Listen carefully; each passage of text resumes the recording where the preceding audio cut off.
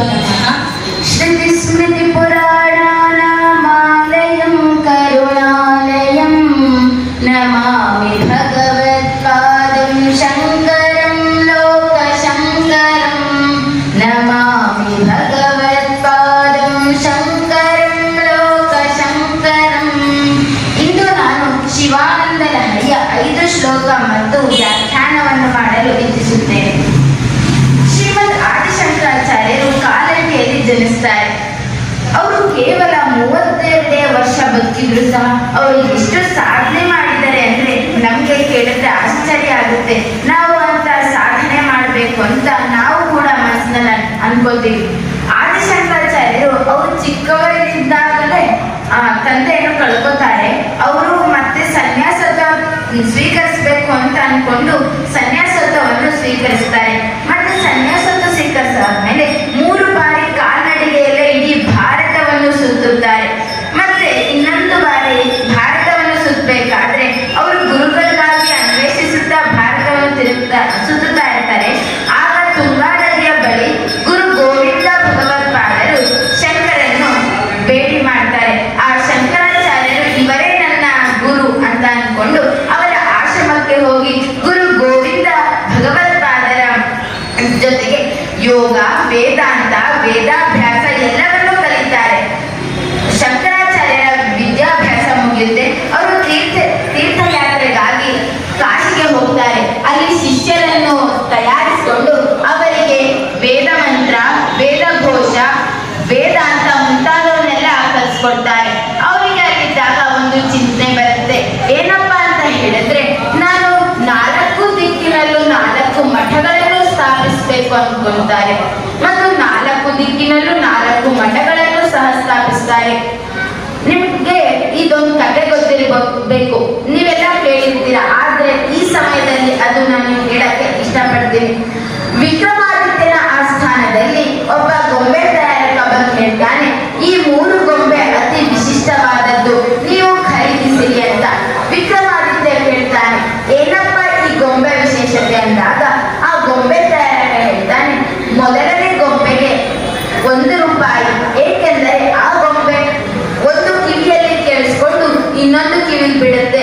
ಎರಡನೇ ಗೊಂಬೆಗೆ 100 ರೂಪಾಯಿ, ಏಕೆಂದರೆ ಆ ಗೊಂಬೆ ಒಂದು ಕಿವಿಲಿ ಕೇಳಿಸ್ಕೊಂಡು ಗುರು ಹಿರಿಯರ ಮಾತನ್ನು ಬಾಯಿಯಲ್ಲಿ ಹೇಳುತ್ತದೆ. ಮತ್ತೆ 3 ಗೊಂಬೆಗೆ 1000 ರೂಪಾಯಿ, ಏಕೆಂದರೆ ಆ ಗುರು ಹಿರಿಯರು ಹೇಳಿದಂತಹ ಮಾತುಗಳನ್ನು ಅದು ಕಿವಿಯಲ್ಲಿ ಕೇಳಿಸಿಕೊಂಡು ಬುದ್ಧಿಯಲ್ಲಿ ಅಥವಾ ಮಸ್ತಕದಲ್ಲಿ ಸಂಗ್ರಹಿಸಿಕೊಂಡು ಅದನ್ನು ಕಾರ್ಯರೂಪಕ್ಕೆ ತರುತ್ತದೆ. ಅದಕ್ಕೆ 3ನೇ ಗೊಂಬೆ ವಿಶಿಷ್ಟ ಅಂತ ಹೇಳುತ್ತಾರೆ ಗೊಂಬೆ ತಯಾರಕರು. ನಮ್ಮ ಆದಿಶಂಕರಾಚಾರ್ಯರು 3ನೇ ಗೊಂಬೆಯ ಗುಂಪಿಗೆ ಸೇರಿದವರು. ಅವರು ಮನಸ್ಸಿನಲ್ಲಿ ಯೋಚನೆ ಮಾಡ್ತಾರೆ 4 ಪೀಠಗಳನ್ನ ಸ್ಥಾಪಿಸಬೇಕು ಅಂತ. ಅವರು ಅದೇ ತರ 4 ಪೀಠಗಳನ್ನು ಸ್ಥಾಪಿಸ್ತಾರೆ. ಈ ಪೀಠಗಳನ್ನ ಸ್ಥಾಪಿಸಾದ್ಮೇಲೆ ಆ ಪೀಠಗಳಿಗೆ ಪೀಠಾಧಿಪತಿಗಳನ್ನ ಮಾಡಲೇಬೇಕು. ಅವರು ಪೀಠಾಧಿಪತಿಗಳಾಗಿ ತಮ್ಮ ಶಿಷ್ಯರನ್ನೇ ಪೀಠಾಧಿಪತಿಗಳನ್ನ ಮಾಡ್ತಾರೆ. ಮತ್ತು ತಾವು ಪ್ರತಿಪಾದಿಸಿದ ಅದ್ವೈತ ಸಿದ್ಧಾಂತವನ್ನು ಎಲ್ಲ ಕಡೆ ಹರಡುತ್ತಾರೆ. ಮತ್ತೆ ಆ ಪೀಠಗಳು 4 ಕಡೆಯಲ್ಲಿದೆ: ಉತ್ತರ, ದಕ್ಷಿಣ, ಪೂರ್ವ, ಪಶ್ಚಿಮ. ಜ್ಯೋತಿರ್ಮಠ ಉತ್ತರದಲ್ಲಿದ್ದರೆ, ದಕ್ಷಿಣದಲ್ಲಿ ಶಾರದಾ ಪೀಠ ಇದೆ, ಮತ್ತೆ ಪೂರ್ವದಲ್ಲಿ ಗೋವರ್ಧನ ಪೀಠ ಇದೆ, ಮತ್ತೆ ಪಶ್ಚಿಮದಲ್ಲಿ ಮಠ ಕಾಳಿಕಾ ಪೀಠ ಇದೆ. ಹೀಗೆ 4 ಪೀಠಗಳನ್ನು ಸ್ಥಾಪಿಸ್ತಾರೆ. ಈಗಿನ ಜನತೆ ಹೇಳ್ತಾರೆ, ನಾವು ಶಂಕರಾಚಾರ್ಯರ ಮಕ್ಕಳು, ಅವರ ಸಿದ್ಧಾಂತವನ್ನು ನಾವು ಎಲ್ಲಾ ಕಡೆ ಹರಡ್ತೀವಿ ಅಂತ ಹೇಳ್ತಾರೆ. ಆದ್ರೆ ಒಬ್ಬೊಬ್ಬರ ಹೇಳೋರಿಗೆ ಅದ್ವೈತ ಅಂತ ಹೇಳೋದ್ರ ಅರ್ಥ ಗೊತ್ತೇ ಇರೋದಿಲ್ಲ. ಸುಮ್ಮನೆ ಎಲ್ಲರಿಗೂ ತಿಳಿಲಿ ಅಂತ ಹೇಳ್ತಾನೆ ಇರ್ತಾರೆ. ಹಾಗೆ ನಾನೀಗ ಅದ್ವೈತ ಅಂದ್ರೆ ಏನು ಅಂತ ತಿಳಿಸ್ತೀನಿ. ಸಂಸ್ಕೃತದಲ್ಲಿ ಅಂದ್ರೆ ಸಂಸ್ಕೃತ ಅನ್ನೋದು ದೇವ ಭಾಷೆ, ದೇವರಿಗೆ ಪ್ರಿಯವಾದ ಭಾಷೆ ಸಂಸ್ಕೃತ. ಸಂಸ್ಕೃತದಲ್ಲಿ ದ್ವಿ ಅಂತ ಹೇಳಿದ್ರೆ 2, ಅ ಪ್ಲಸ್ ದ್ವಿ ದ್ವೈತ ಅಂತ ಹೇಳಿದ್ರೆ ಅದ್ವೈತ ಅಂತ. ಅದ್ವೈತ ಅಂತ ಹೇಳ್ಬೇಕಂದ್ರೆ 2 ಅಲ್ಲದ್ದು ಅಂದ್ರೆ ಅಂತ ಅರ್ಥ. 2 ಅಲ್ಲದ್ದು ಅಂತ ಹೇಳಿದ್ರೆ ಒಂದೇ, ಇಡೀ ಆತ್ಮ ಮತ್ತು ಪರಮಾತ್ಮ 2 ಒಂದೇ ಆಗಿದೆ ಅಂತ ಶಂಕರಾಚಾರ್ಯರು ನಮ್ಗೆಲ್ಲರಿಗೂ ತಿಳಿಸ್ಕೊಡ್ತಾರೆ. ಮತ್ತೆ ಶಂಕರಾಚಾರ್ಯರು 3 ಬಾರಿ ಕಾಲ್ನಡಿಗೆಯಲ್ಲಿ ಸುತ್ತಿ ಕೇವಲ 4 ಪೀಠಗಳನ್ನು ಅಷ್ಟೇ ಸ್ಥಾಪಿಸಲಿಲ್ಲ. ಜೊತೆಗೆ ಅವರು ಹಲವಾರು ಲಹರಿಗಳನ್ನು, ಸ್ತೋತ್ರಗಳನ್ನು, ಗೋವಿಂದನ ಬಗ್ಗೆ ಹಾಡುಗಳನ್ನು ಸಹ ರಚಿಸಿದ್ದಾರೆ. ಅವರು ರಚಿಸಿರುವ ಬ್ರಹ್ಮಸೂತ್ರ ಈಗಲೂ ಪಾರಾಯಣ ಆಗ್ತಾ ಇರುತ್ತೆ ಮತ್ತು ಅದನ್ನು ಕೇಳಿದರೆ ನಮಗೆ ಆ ಭಗವಂತ ಒಲಿಯುವುದು ಖಚಿತ. ಮತ್ತೆ ಅವರು ರಚಿಸಿರುವ ವಿಷ್ಣುವಿನ ಬಗ್ಗೆ ರಚಿಸಿರುವಂತಹ ಭಜಗೋವಿಂದಂ ಎಂಬ ಸ್ತೋತ್ರ ಈಗಲೂ ಎಲ್ಲ ಜನತೆಯರು ಪಾರಾಯಣ ಮಾಡ್ತಾರೆ. ಮತ್ತೆ ದಕ್ಷಿಣಾಮೂರ್ತಿ ಸ್ತೋತ್ರ, ಸೌಂದರ್ಯ ಲಹರಿ ಈಗಲೂ ನಾವು ಪಾರಾಯಣ ಮಾಡ್ತೇವೆ. ಅವರು ರಚಿಸಿದ ಇನ್ನೊಂದು ಸ್ತೋತ್ರದಲ್ಲಿ ಶಿವಾನಂದ ಲಹರಿಯು ಕೂಡ ಒಂದಾಗಿದೆ. ಆ ಶಿವಾನಂದ ಲಹರಿಯನ್ನು ಅವರು ಆಂಧ್ರ ಪ್ರದೇಶದ ಕಾನೂರು ಬಳಿಯಲ್ಲಿರುವಂತಹ ಶ್ರೀಶೈಲದಲ್ಲಿ ತಂದಿರ್ತಾರೆ. ಆ ಸಮಯದಲ್ಲಿ ಶಿವಾನಂದ ಲಹರಿಯನ್ನು ಅವರು ಬರೀತಾರೆ. ಆ ಶಿವಾನಂದ ಲಹರಿಯನ್ನು ನಾವು ಕೇಳಿದ್ರೆ ಅಥವಾ ನಾವು ಪಠಿಸಿದ್ರೆ ಎಷ್ಟು ಪುಣ್ಯ ಬರುತ್ತೆ ಅಂದ್ರೆ ಆ ದೇವರು ಸಹ ನಮ್ಮನ್ನು ಮೆಚ್ಚುತ್ತಾನೆ. ಆದ ಕಾರಣ ನಾನು ಆ ಶಿವಾನಂದ ಲಹರಿಯ 5 ಶ್ಲೋಕ ಮತ್ತು ಅದರ ಅರ್ಥವನ್ನು ಹೇಳ್ತೇನೆ. ಮೊದಲನೇ ಶ್ಲೋಕ: ಕಲಾಭ್ಯಾಂ ಚೂಡಾಲಂ ಶಶಿಕೃತ ಕಲಾಭ್ಯಾಂ ನಿಜ ತಪಃ ಫಲಾಭ್ಯಾಂ ಭಕ್ತೇಷು ಪ್ರಕಟಿತ ಫಲಾಭ್ಯಾಂ ಭವತು ಮೇ ಶಿವಾಮೋತು ಕರ್ತ್ರಿಭುವನ ಶಿವಾಭ್ಯಾಂ ಹೃದಿ ಮನರ್ಭವಾಭ್ಯಾಂ ಆನಂದ ಸ್ಫುರದನುಭವಾಭ್ಯಾಂ ನತಿರಿಯಂ. ಈ ಶ್ಲೋಕದ ಅರ್ಥ ಹೀಗಿದೆ ನೋಡಿ. ಶಂಕರಾಚಾರ್ಯರು ಈ ಶ್ಲೋಕದಲ್ಲಿ ಶ್ರೀ ಶಿವನ ಹಲವಾರು ನಾಮಜಯಗಳನ್ನು ಇಲ್ಲಿ ಪ್ರಕಟಪಡಿಸ್ತಾರೆ. ಇದನ್ನು ಕೇಳ್ತಾ ಇದ್ರೆ ನಮ್ಮ ಮೈಯೆಲ್ಲ ರೋಮಾಂಚನ ಆಗುತ್ತೆ. ಅವರು ಬಳಸಿರುವಂತಹ ನಾಮಜಯಗಳು ಹೀಗಿದೆ: ಹೇ ಕಲಾಸ್ವರೂಪಿಯಾದ ಶಿವನೇ, ಜಟಾಜೂಟನೆ, ಚಂದ್ರಕಲೆಯನ್ನು ತನ್ನ ಶಿರದಲ್ಲಿ ಹೂವಿನಂತೆ ಮುಡಿದವನೇ, ಯಾವಾಗಲೂ ಭಕ್ತರ ಮನಸ್ಸನ್ನು ಅರ್ಥ ಮಾಡಿಕೊಳ್ಳುವವನೇ, ಭಕ್ತರ ಅಭೀಷ್ಟಗಳನ್ನು ಯಾವಾಗಲೂ ಧಾರೆ ಎರುವವನೇ, ಈ 3 ಲೋಕಗಳಿಗೂ ಮಂಗಳವನ್ನು ಉಂಟು ಮಾಡುವವನೇ, ಭಕ್ತ ನಿವಾಸಿಯಾದವನೇ, ಯಾವಾಗಲೂ ಖುಷಿಯಿಂದ ಇರುವವನೇ, ಶಿವಶಿವೆಯರಿಗೆ ನಮ್ಮ ಶರಣಗಳು ನಮನಗಳಿರಲಿ ಅಂತ ಹೇಳ್ತಾರೆ. ನೋಡಿ, ಶಂಕರಾಚಾರ್ಯರು ಎಷ್ಟು ನಿಸ್ವಾರ್ಥಿಗಳಾಗಿದ್ರು. ಅವರು ಶಿವಾನಂದ ಲಹರಿಯನ್ನು ರಚಿಸಿದ್ದು. ಅವರು ಹೇಳ್ಬೋದಿತ್ತು ಶಿವಶಿವೆಯರಿಗೆ ನನ್ನ ನಮನಗಳಿರಲಿ ಅಂತ ಹೇಳ್ಬೋದಿತ್ತು. ಅವರು ಆದ್ರೆ ಹೇಳ್ತಾರೆ ಶಿವಶಿವೆಯರಿಗೆ ನಮ್ಮ ನಮನಗಳಿರಲಿ ಅಂತ. ಅವರು ಎಷ್ಟು ನಿಸ್ವಾರ್ಥ ಜೀವಿಗಳು ಅನ್ನೋದಕ್ಕೆ ಈ ಒಂದು ವಾಕ್ಯ ಉದಾಹರಣೆಯಾಗುತ್ತೆ. ಆ ಒಂದು ನಿಸ್ವಾರ್ಥ ಭಾವನೆಯಿಂದಲೇ ಅವರು ಈ ಜಗತ್ ಪ್ರಸಿದ್ಧ ಆಗಿದ್ದು. ಕೇವಲ 32 ವರ್ಷದಲ್ಲೇ ಇಷ್ಟು ಸಾಧನೆ ಮಾಡಿ ಅದ್ವೈತ ಸಿದ್ಧಾಂತವನ್ನು ಪ್ರತಿಪಾದಿಸಿತು. ಈಗಿನ ಜನತೆ ಏನಕ್ಕೆ ಸಾಧನೆ ಮಾಡ್ತಿಲ್ಲ ಅಂತ ಹೇಳಿದ್ರೆ, ಈಗಿನ ಜನತೆಗೆ ಇರೋದು ಬರೀ ಸ್ವಾರ್ಥ. ಕೇವಲ ಎಣಿಕೆ ಮಾತ್ರ ನಿಸ್ವಾರ್ಥ ಜನರಿದ್ದಾರೆ. ಈಗಿನ ಜನರು 72-80 ವರ್ಷ ಬದುಕಿದ್ರು ಅವರು ಏನೂ ಸಾಧನೆ ಮಾಡಕ್ಕಾಗಲ್ಲ. ಏಕೆಂದ್ರೆ ಅವರು ಲೌಕಿಕ ಜೀವನಕ್ಕೆ ಹೊಂದ್ಕೊಂಡ್ಬಿಟ್ಟಿರ್ತಾರೆ. ಅವರು ಸ್ವಾರ್ಥ, ಇದು ನನ್ನದು, ಇದು ನನಗೆ ಬೇಕು ಅಂತ ಸ್ವಾರ್ಥವನ್ನು ಪಡ್ತಾ ಇರ್ತಾರೆ. ಇನ್ಮುಂದೆಯಾದ್ರೂ ನಾವು ಶಂಕರಾಚಾರ್ಯರಿಂದ ಸ್ವಾರ್ಥ ಭಾವವನ್ನು ಕಲ್ತ್ಕೊಬೇಕಾಗಿದೆ. ಆಗ ಶಂಕರಾಚಾರ್ಯರಂತೆ ನಾವು ಸಹ ಒಂದು ಸಾಧನೆಯನ್ನು ಮಾಡಬಹುದು. ಹೀಗಾಗಿ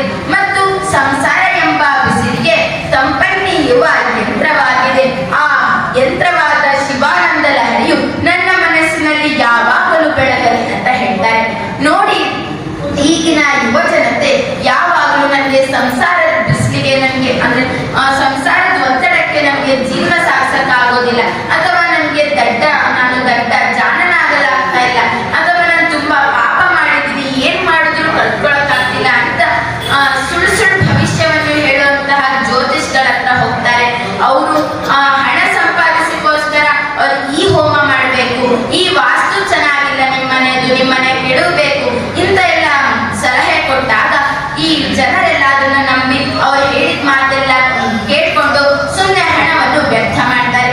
ಅದ್ರ ಬದಲು ತಮ್ಮ ಹತ್ರನೇ ಇರುವಂತಹ ಆದಿಶಂಕರಾಚಾರ್ಯರು ರಚಿಸಿರುವ ಶಿವಾನಂದ ಲಹರಿಯನ್ನು ಪಠಿಸಿದ್ರೆ ಸಾಕು, ನಿಮ್ಮ ದಡ್ಡತನ ಎಲ್ಲ ನಾಶ ಆಗುತ್ತೆ, ಮತ್ತೆ ನಿಮ್ಮ ಪಾಪ ಎಲ್ಲ ಕಳೆದೇ ಹೋಗುತ್ತೆ. ಪ್ರತಿದಿನ ಒಂದು ಬಾರಿಯಾದರೂ ಬೆಳಗ್ಗೆ ಎದ್ದು ಸ್ನಾನ ಮಾಡಿ ಪೂಜೆ ಮಾಡುವ ಸಮಯದಲ್ಲಾದರೂ ಅಥವಾ ಮುಸ್ಸಂಜೆಯ ವೇಳೆ ದೀಪ ಹಚ್ಚಿಸುವ ಬೇಕಾದರೂ ಈ ಒಂದು ಶಿವಾನಂದ ಲಹರಿಯನ್ನು ಪಾರಾಯಣ ಮಾಡಿದರೆ ನಿಮ್ಮ ಜೀವನದಲ್ಲಿ ಒಂದು ಸಾಧನೆಯ ಮಾಡಿದಂತಾಗುತ್ತದೆ ಅಂತ ಆದಿಶಂಕರಾಚಾರ್ಯರು 2ನೇ ಶ್ಲೋಕದಲ್ಲಿ ಹೇಳ್ತಾರೆ. ಈಗ 3ನೇ ತ್ರಿಪುರ ಹರಮಾದ್ಯಂ ತ್ರಿನಯನಂ ಜಟಾಭಾರೋದಾರಂ ಚಲದುರಗಹಾರಂ ಮೃಗಧರಂ ಮಹಾದೇವಂ ದೇವಂ. ತ್ರಿಪುರ ಹರಮಾದ್ಯಂ ತ್ರಿನಯನಂ ಜಟಾಭಾರೋದಾರಂ ಚಲದುರಗಹಾರಂ ಮೃಗಪತಿಂ ಚಿದಾಲಂಬಂ ಸಾಂಬಂ ಶಿವಮತೆ ವಿಡಂಬಂ ಹೃದಿ ಭಜೆ. ಈ ಶ್ಲೋಕದಲ್ಲಿ ಇಲ್ಲಿ ತನಕ ಆದಿಶಂಕರಾಚಾರ್ಯರು 1ನೇ ಶ್ಲೋಕದಲ್ಲಿ ಹೇಳ್ತಾರೆ ನಮ್ಮ ನಮನಗಳಿರಲಿ ಅಂತ. 2ನೇ ಶ್ಲೋಕದಲ್ಲಿ ಆ ಶಿವಾನಂದ ಲಹರಿಯನ್ನು ಪಠಿಸುವುದರ ಉಪಯೋಗ ಏನು ಅಂತ ಹೇಳ್ತಾರೆ. ಇಲ್ಲಿ 3ನೇ ಶ್ಲೋಕದಲ್ಲಿ ಆದಿಶಂಕರಾಚಾರ್ಯರು ಆ ಮಹಾದೇವನ ಬಗ್ಗೆ ಅಂದ್ರೆ ಮಹಾದೇವನಿಗೆ ಸಂಬೋಧನೆಯನ್ನು ಮಾಡ್ತಾರೆ. ಹೇ ಮಹಾದೇವನೇ, ನೀನು ಎಲ್ಲರನ್ನು ರಕ್ಷಿಸುವ ಕರುಣಾಮಯಿ, ಮತ್ತೆ ಸರ್ಪವನ್ನು ಕೊರಳಿನಲ್ಲಿ ಸರದಂತೆ ಹಾಕಿಕೊಂಡಿರುವವರು, ಮತ್ತೆ ಜಟಾಜೂಟರು, ಪಾರ್ವತಿ ಪ್ರಿಯರು, ಗಣೇಶನ ಪಿತರು, 3 ಲೋಕಗಳಿಗೂ ಒಳಿತನ್ನು ಮಾಡುವವರು ಮತ್ತು ವಿವಿಧ ಬಗೆಯ ವೇಷಗಳಿಂದ ಕಂಗೊಳಿಸುವವರು. ನಾನು ನಿಮ್ಮನ್ನು ಯಾವಾಗಲೂ ಭಜಿಸುತ್ತೇನೆ. ನಾನು ಸಾಯುವವರೆಗೂ, ನನ್ನ ಉಸಿರು ಇರುವವರೆಗೆ ನಾನು ನಿಮ್ಮನ್ನು ಭಜಿಸುತ್ತೇನೆ ಅಂತಾರೆ. ಮತ್ತೆ ಶಂಕರರು ಶಿವನನ್ನು ಕೇಳ್ಕೊತಾರೆ, ನನ್ನ ಈ ಚಂಚಲ ಮನಸ್ಸನ್ನು ಧ್ಯಾನ ಅಥವಾ ತಪಸ್ಸನ್ನು ಮಾಡಿ ಹೇಗಾದರೂ ಮಾಡಿ ನನ್ನ ಈ ಚಂಚಲ ಮನಸ್ಸನ್ನು ಶ್ರದ್ಧೆ ಮನಸ್ಸನ್ನಾಗಿ ಪರಿವರ್ತಿಸಿ ನಿನ್ನ ಜಪ ತಪ ಭಜನೆಯನ್ನು ಮಾಡ್ತೇನೆ. ನಾನು ಕೊನೆಯ ಉಸಿರು ಎಳೆಯುವವರೆಗೂ ನಾನು ನಿನ್ನನ್ನು ಜಪ ಮಾಡ್ತೇನೆ, ಭಜಿಸ್ತೇನೆ ಅಂತ ಹೇಳ್ತಾರೆ. ಎಷ್ಟು ಭಕ್ತಿ ಪರವಶರಾಗ್ತಾರೆ ನೋಡಿ ಶಂಕರರು. ಇನ್ನು 4ನೇ ಶ್ಲೋಕದಲ್ಲಿ ಸಹಸ್ರಂ ವರ್ತಂತೆ ಜಗದಿ ವಿಭುತ ಕ್ಷುದ್ರ ಫಲದ ನ ಮನ್ಯೇ ಸ್ವಪ್ನೇ ವಾ ತದನುಸರಣಂ ತತ್ಕೃತ ಫಲಂ ಹರಿಬ್ರಹ್ಮಾದೀನಾ ನಿಕಟ ಭಾಜಾನ ಸುಲಭಂ ಚಿರಂ ಯಾಚೆ ಶಂಭೋ ಶಿವ ತವ ಪದಾಭೋಜ ಭಜನಂ. ಈ ಶ್ಲೋಕದಲ್ಲಿ ಆದಿಶಂಕರಾಚಾರ್ಯರು ಇನ್ನೂ ಭಕ್ತಿ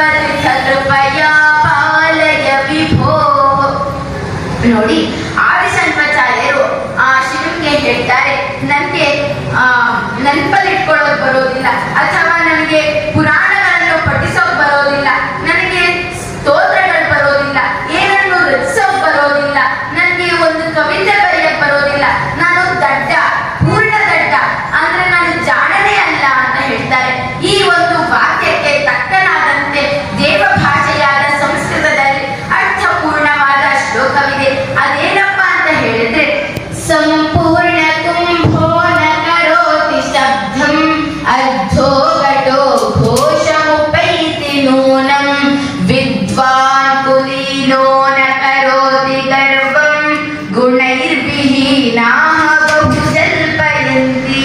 ನೋಡಿ, ಈ ಶ್ಲೋಕದ ಅರ್ಥ ಎಷ್ಟು ಅರ್ಥಪೂರ್ಣವಾಗಿದೆ ಅಂತ ಹೇಳಿದ್ರೆ, ಯಾವುದು ತುಂಬಿದ ಕೊಡ ಇರುತ್ತೋ ಅದು ಎಂದೂ ಶಬ್ದ ಮಾಡೋದಿಲ್ಲ. ಆದ್ರೆ ಯಾರು ಅರ್ಥಪೂರಿತವಾದ ಕೊಡ ಇರುತ್ತೋ ಅದು ಶಬ್ದ ಮಾಡ್ತಾನೆ ಇರುತ್ತೆ. ಇದನ್ನೇ ನಮ್ಮ ನೆರೆಯ ಜೀವನಕ್ಕೆ ಹೋಲಿಕೆ ಅಥವಾ ಉಪಮೆ ಮಾಡೋದಾದ್ರೆ, ಯಾರು ವಿದ್ವಾಂಸರಿರ್ತಾರೋ ನನಗೆ ಎಲ್ಲ ಗೊತ್ತು, ನಾನು ಎಲ್ಲ ಮಾಡ್ತೀನಿ ಅಂತ ಎಂದೂ ಗರ್ವ ಪಡೋದಿಲ್ಲ. ಆದ್ರೆ ಯಾರು ಅಲ್ಪಜ್ಞಾನಿಗಳಿರ್ತಾರೋ ನನಗೆ ಎಲ್ಲ ಗೊತ್ತು, ನಾನೇ ಎಲ್ಲ ತಿಳಿದಿರೋದು ಅಂತ ಗರ್ವ ಪಡ್ತಾರೆ. ಶಂಕರಾಚಾರ್ಯರು ಈ ಒಂದು ಮೇಲಿನ ವಾಕ್ಯ ಹೇಳಿದಂತೆ ಅವರು ವಿದ್ವಾಂಸರಾಗಕ್ಕೆ ನನ್ಗೆ ಏನು ಬರೋದಿಲ್ಲ ಅಂತ ಹೇಳಿದ್ರು. ಇಲ್ಲೇ ತಿಳಿಯುತ್ತಲ್ವಾ ಅವರು ಎಷ್ಟು ವಿದ್ವಾಂಸರಾಗಿದ್ದಾರೆ ಅಂತ. ಮತ್ತೆ ಅವರು ಮುಂದುವರೆದ 2 ಪಂಕ್ತಿಗಳಲ್ಲಿ ಹೇಳ್ತಾರೆ, ನಾನು ಇಷ್ಟು ಏನು ಗೊತ್ತಿಲ್ಲ, ಆ ರಾಜನಿಗೆ ನನ್ನ ಮೇಲೆ ಹೇಗೆ ಪ್ರೀತಿ ಇರುತ್ತೆ ಹೇಳು ಹೇ ಶಿವನೇ. ನನ್ನ ಈ ಪ್ರಾಣಿಗಳ ಬುದ್ಧಿ ಇರುವ ನನ್ನನ್ನು ನಿನ್ನ ಕರುಣಾಮಯ ಮಮತೆಯ ಮನಸ್ಸಿನಿಂದ ನನ್ನನ್ನು ಕಾಪಾಡು ಕಾಪಾಡು ಕಾಪಾಡು ಅಂತ ಕೇಳ್ಕೊತಾ ಇದ್ದಾರೆ. ಎಷ್ಟು ಉದಾರ ಚಿತ್ತರು ಅಲ್ಲವೇ ಶಂಕರಾಚಾರ್ಯರು. ನೋಡಿ, ನಾವು ಈಗಿನ ಜನತೆ ಸುಮ್ಮನೆ ಹುಟ್ಟಿ ಅಥವಾ ಏನೂ ಸಾಧನೆ ಮಾಡೋದಿಲ್ಲ. ಒಂದು ಆ ಕೆಲಸಕ್ಕೆ ಸೇರ್ಬೇಕು. ನಾವು ಹುಟ್ಟಿದಾಗಲೇ ನಮ್ಮ ತಂದೆ ತಾಯಿಗಳು ಕೇಳೋದು, ನೀನು ಸಾಫ್ಟ್ವೇರ್ ಇಂಜಿನಿಯರ್ ಆಗ್ಬೇಕು ಅಥವಾ ಡಾಕ್ಟರ್ ಆಗ್ಬೇಕು ಅಂತ ಹೇಳ್ತಾರೆ. ಆದ್ರೆ ಒಬ್ರು ಸಹ ಹೇಳೋದಿಲ್ಲ, ನೀನು ಶಂಕರಾಚಾರ್ಯರಾಗಬೇಕು, ವಿವೇಕಾನಂದರಾಗಬೇಕು ಅಂತ ಈ ಎಡಿಕೆ ಜನ ಅಷ್ಟೇ ಹೇಳ್ತಾರೆ.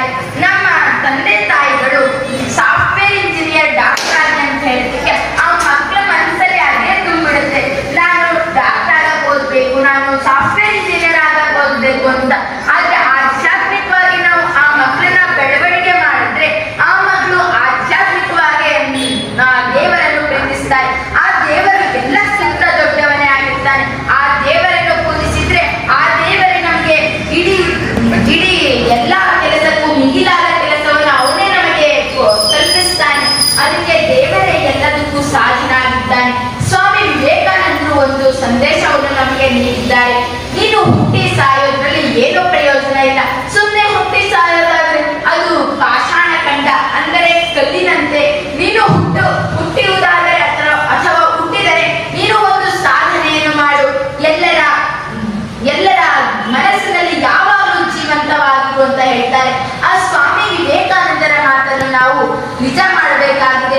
ಈಗಿನ ಜನತೆ ಇದನ್ನೆಲ್ಲ ಮರೆತು ತಾವೇ ಶ್ರೇಷ್ಠರು, ನೀವೇ ಶ್ರೇಷ್ಠರು ಅಂತ ಹೇಳ್ಕೊಂಡು ಬರ್ತಾ ಇದ್ದಾರೆ. ಇದು ತಪ್ಪು ಅಂತ ನಾನು ಹೇಳ್ತಾ ಇರೋದು. ಮತ್ತೆ ಆದಿಶಂಕರಾಚಾರ್ಯ ಕೇವಲ 32 ವರ್ಷ ಬದುಕಿದ್ರು, ಆದ್ರೆ ಅದ್ವೈತ ಸಿದ್ಧಾಂತವನ್ನು ಪ್ರತಿಪಾದಿಸಿದ್ರು. ಮತ್ತೆ ಎಷ್ಟು ಸಾಧನೆ ಮಾಡಿದ್ರು. ಅವರ ದೇಹ ಈಗ ನಮ್ಮ ಹತ್ರ ಇಲ್ಲದೆ ಇರಬಹುದು, ಆದ್ರೆ ಅವರ ಆತ್ಮ ಮಾತ್ರ ಈ ಭಾರತದಲ್ಲಿರುವ ಎಲ್ಲರ ಮನಸ್ಸಿನಲ್ಲಿಯೂ ಇದೆ. ಅವರು ಪ್ರತಿದಿನ ನಮ್ಮ ಮನಸ್ಸಿನಲ್ಲಿಯೇ ಇದ್ದಾರೆ. ಮತ್ತೆ ನಾವು ಅವರು ರಚಿಸಿರುವಂತಹ ಎಲ್ಲಾ ಶ್ಲೋಕಗಳನ್ನು ಪಾರಾಯಣ ಮಾಡಬೇಕಾಗಿದೆ. ಈ ಜಗತ್ತಿನಲ್ಲಿ ಹಲವಾರು ಮಂದಿ ಸುಮ್ಮನೆ ಹೇಳ್ತಾರೆ, ನಾವು ಶಂಕರಾಚಾರ್ಯರ ರೀತಿ ಆಗ್ಬೇಕು ಅಂತ. ಆದ್ರೆ ಶಂಕರಾಚಾರ್ಯರ ರೀತಿ ಆಗ್ಬೇಕು ಅಂದ್ರೆ ಅವರು ತುಂಬಾ ಕಷ್ಟ ಪಡಬೇಕಾಗುತ್ತೆ. ಅವರು ಶಂಕರಾಚಾರ್ಯರ ವಿರಚಿತವಾದ ಹಲವು ಶ್ಲೋಕಗಳನ್ನು ಕಲಿಬೇಕಾಗುತ್ತೆ, ಅಥವಾ ಅದರ ಅರ್ಥವನ್ನು ನಾವು ನೋಡ್ಕೊಂಡು ಅದರ ಅನುಕರಣೆ ಮಾಡಬೇಕಾಗುತ್ತೆ. ಆಗ ಮಾತ್ರ ನಾವು ಶಂಕರಾಚಾರ್ಯರ ರೀತಿ ಸಾಧನೆಯನ್ನು ಮಾಡಲು ಸಾಧ್ಯ ಆಗುತ್ತೆ. ಇಷ್ಟನ್ನು ಹೇಳುತ್ತಾ ನನ್ನ ಈ ಪ್ರದೋಷ ಪೂಜೆ ಶಂಕರಾಚಾರ್ಯರ ಬಗ್ಗೆ ಅಥವಾ ಅವರು ರಚಿಸಿರುವಂತಹ ಶಿವಾನಂದ ಲಹರಿಯ ಬಗ್ಗೆ ಹೇಳಲು ಅವಕಾಶ ಕೊಟ್ಟಂತಹ ಇಲ್ಲಿನ ಧರ್ಮಾಧಿಕಾರಿಗಳು ಹಾಗೂ ಆಡಳಿತಾಧಿಕಾರಿಗಳಾದ ಸರ್ವರಿಗೂ ಧನ್ಯವಾದಗಳು. ಮತ್ತು ನನ್ನ ತೊದಲು ನುಡಿಯನ್ನು ಕೇಳಿಸಿಕೊಂಡ ಎಲ್ಲರಿಗೂ ಧನ್ಯವಾದಗಳು. ಕೊನೆಯದಾಗಿ ಈ ಶೃಂಗೇರಿ ಜಗವತ್ಪಾದರ ಒಂದು ಶ್ಲೋಕವನ್ನು ಹೇಳ್ತೇನೆ. ಶ್ರೀ ಗುರು ಪಾಹಿ ಮಾಂ ಪರಮ ದಯಾಳೋ ಪಾಹಿ ಮಾಂ. ಶ್ರೀ ಗುರು ಪಾಹಿ ಮಾಂ ಪರಮ ದಯಾಳೋ ಪಾಹಿ ಮಾಂ. ಶೃಂಗೇರಿ ಜಗದ್ಗುರು ಪಾಹಿ ಮಾಂ. ಶೃಂಗೇರಿ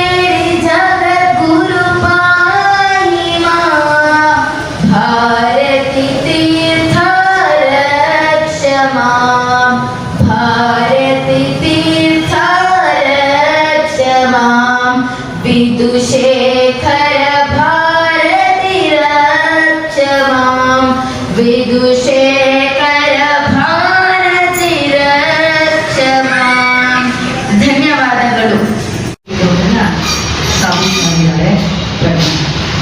ಓದಪೂರ್ವಕವಾಗಿ ಶಿವಾನಂದಲಹರಿ 5 ಶ್ಲೋಕಗಳನ್ನು ಅಭ್ಯಾಸ ಮಾಡಿ ಹೇಳುವುದಿದೆ.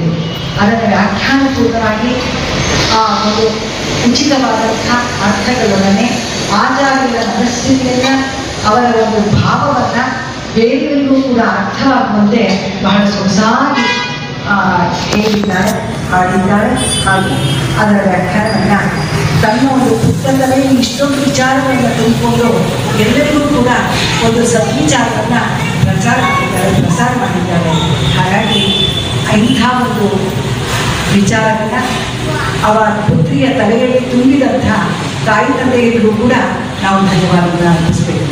ಇಂಥ ಒಂದು ಭಾವ ಮಕ್ಕಳಿಗೆ ಬರಬೇಕಾದ್ರೆ ತಾಯಿ ತಂದೆಯರ ಪ್ರಯತ್ನ ಇಲ್ಲದೆ ಖಂಡಿತ ಇಂಥ ಒಂದು ವೃತ್ತಿಗಳು ಮಾತುಗಳು ಇಂಥ ಶುದ್ಧವಾದಂಥ ಒಂದು ಯಾವ ಒಂದು ವ್ಯಾಕರಣ ಆಗಲಿ ಅಥವಾ ಒಂದು ಅಲ್ಪಪ್ರಾಣ ಮಹಾಪ್ರಾಣಗಳಾಗಲಿ ಬಹಳ ಸೊಗಸಾಗಿ ಹಾಗೆ ಆಕೆಯ ಮಾತಿನಲ್ಲಿ ತಿಳಿಸ್ಕೊಟ್ಟಿದ್ದಾರೆ. ನಮಗೆ ಎಲ್ಲಿ ಗೊತ್ತಾಗುತ್ತೆ ಅಂತಂದರೆ ಸಾಧಾರಣವಾಗಿ ಅವ್ರು ಹೇಳೋದು ನಾವು ಕೃತಜ್ಞರಾಗಿರಬೇಕು, ಕೃತಜ್ಞರಾಗಿರಬಾರದು ಅಂತ ಹೇಳಿ.